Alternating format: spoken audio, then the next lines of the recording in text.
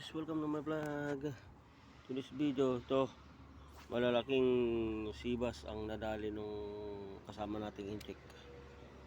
Dito lang sa sa fishing spot natin dito sa ilalim ng tulay dito sa Ocean Garden. Sa dalawang sibas, tapos isang bidbid, okay, ladyfish. Okay. Ito lang.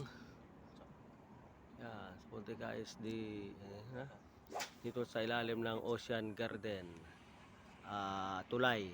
Okay, alright. Mababa ng tubig pero may kumakagat pa rin. Okay, alright.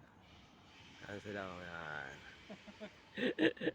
Ayan ang nakadali ng kanya ng sibas, si Pangyaw.